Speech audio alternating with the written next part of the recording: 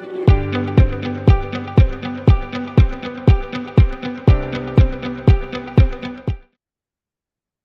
I'm Vicki Gervicus at the Greater Gainesville Chamber of Commerce, and I am the Director of Public Policy and Grassroots Engagement, and I'm delighted to welcome Raemi Eagle Glenn today. She is one of our candidates for the State House, District 22, and we're going to spend a little time with her and get to know her a little bit better and find out why she's running. Welcome, Raemi. Well, thank you very much for having me once again. All righty. Well, why don't you tell us a brief intro, and then I've got 5 questions for you, and then we'll have time for a little bit of a closing at the end. Yes, ma'am. So I have called Gainesville home since 2008, moved to Alachua County from the Fort Myers area with my 2 little girls and my husband to attend UF Law. And we stayed. We own a business here called Everything Mac in Midtown, which is an Apple authorized service provider. My husband is a computer tech. I do the books, the hiring, and fun stuff like that, while also running a solo law practice. My 99% of my law practice is devoted to debt collection and representing creditors in small claims actions.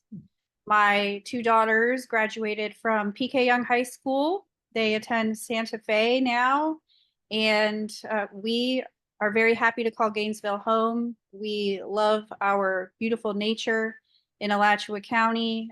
My gosh, I've been out campaigning in the hot summer days, and it's so nice to have tree cover. I come from Cape Coral, Fort Myers, and sadly, the model back then was just clear the forests, and it's too hot for me down there now. So one of my goals is certainly protecting our beautiful environment through preservation and by protecting our water, among other things like protecting small business owners. Especially going through COVID, it was a struggle being a small business owner, and I learned very quickly to become a very vocal and strong advocate for others in my community. And I'd like to take that voice to Tallahassee. Terrific. Okay, well, we're going to jump in for our questions now, and I remind everyone that none of the candidates got the questions ahead of time, even though sometimes the segue is just perfect. So here's the first question is, what would be your top priorities and projects in the legislature should you be elected? Well, my number one priority is focusing on reforming the property insurance industry. I've been talking to people all over House District 22, which covers all of Levy, all of Gilchrist, and a portion of Alachua County that includes the university. And homeowners are really struggling to pay that extra $200 per month on their premium on top of the mortgage. And it doesn't only affect homeowners, but it affects people who rent. And we talk about affordable housing and workforce housing. Well, we really do need to nip it in the bud. We can't kick the can down the road anymore for future generations. These hurricanes aren't stopping. In 2022, 2 of my family members' homes were flooded due to Hurricane Ian in Fort Myers area. And then in 2023, right here on our coast in Cedar Key all the way up, we were affected by yet another devastating hurricane. And NOAA has predicted that we are going to have an above average active hurricane season once again. So to say that, oh, let's just brace ourselves and let Mother Nature stop being mean to us is not a solution. So number one is let's look at ways that we can make property insurance more affordable. Yes, I am a conservative. Yes, I am a Republican.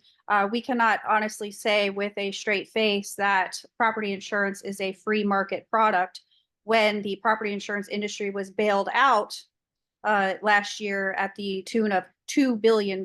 So no, that is a regulated industry, and we cannot let the free market just laissez-faire say that it's going to be taken care of by doing nothing. Very good. Okay, next question I have for you is, and you touched on this in your opening, what particular skills and experiences are you going to bring to this office?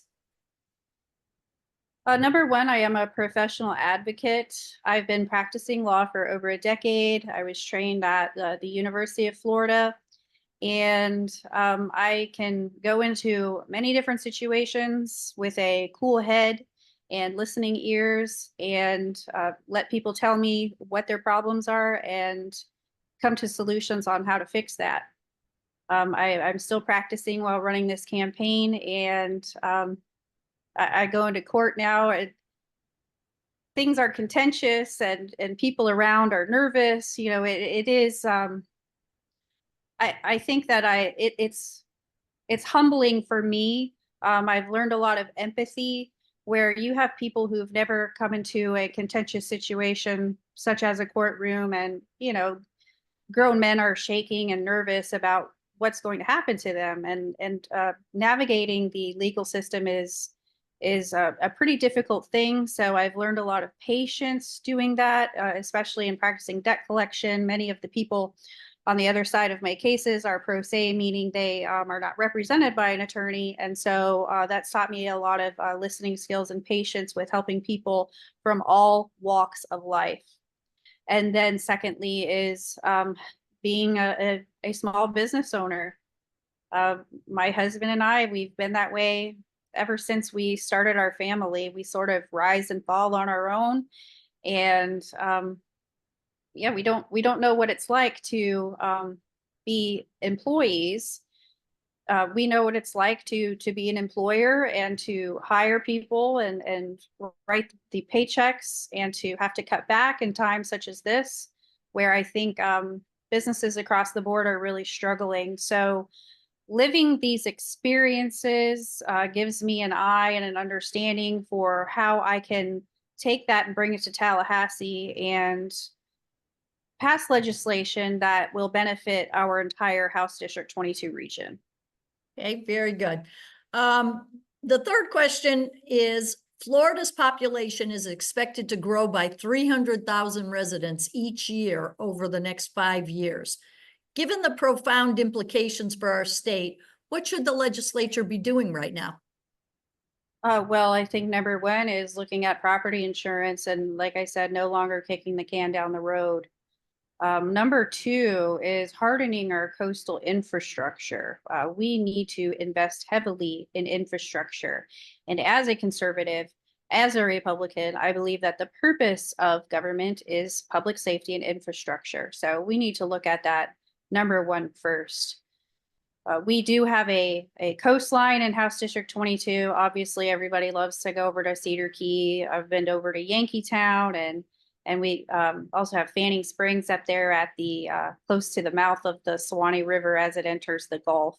So we have coastal areas that we need to protect. We have water and sewer systems that need bolstering.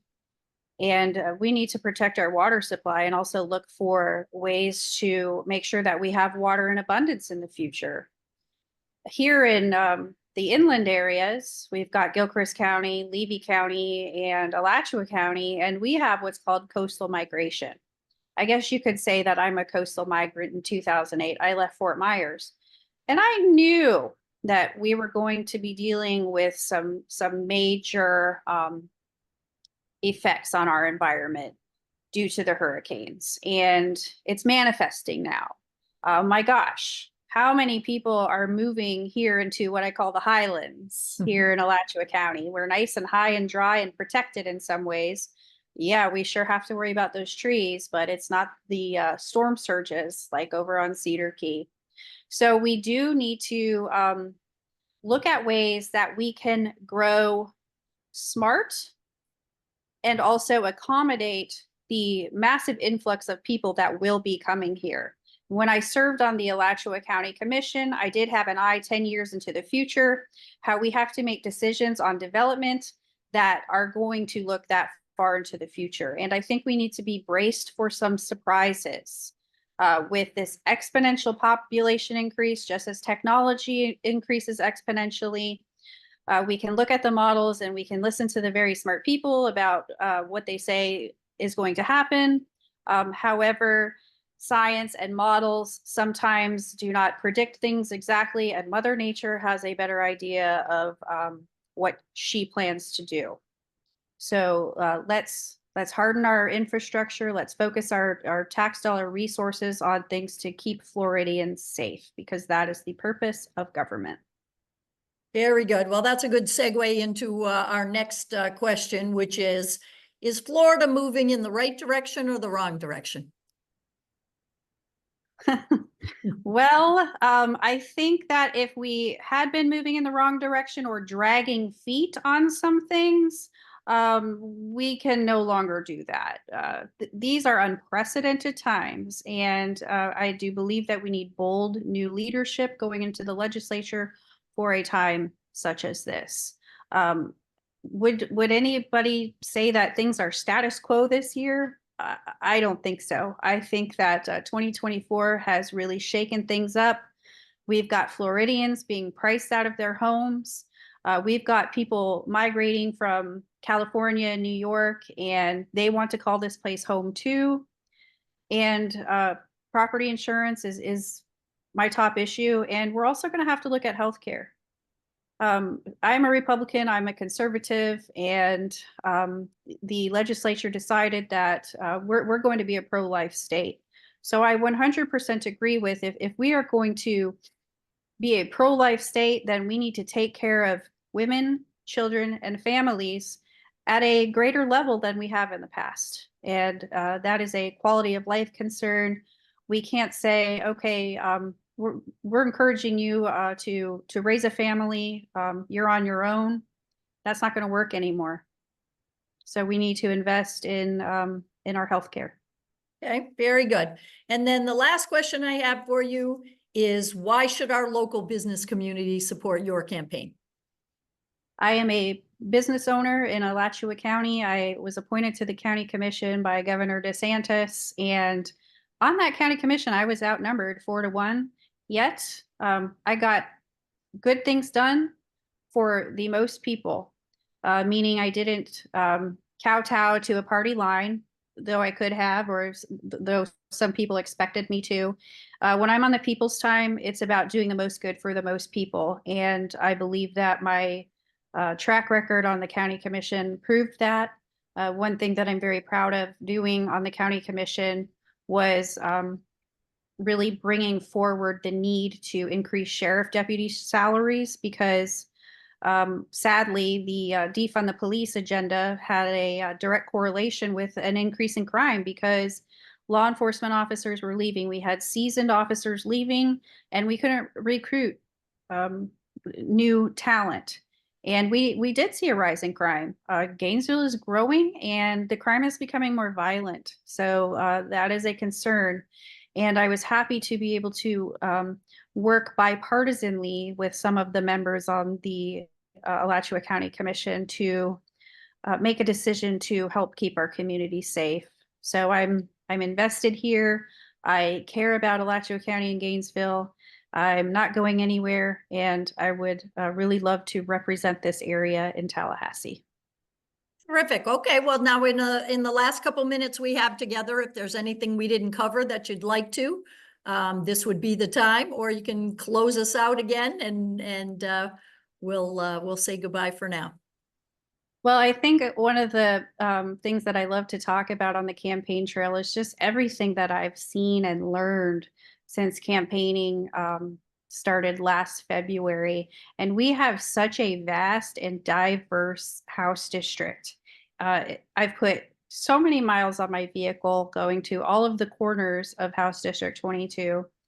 And so the Levy County's southwestern end is Yankeetown, which is a beautiful coastal area that I would gander many people in Gainesville haven't gone so far to visit.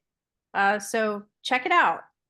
And then on the upper northwestern end of our House district is Bell. And there's a great restaurant up there called Aiken's Barbecue, and many other places in Trenton.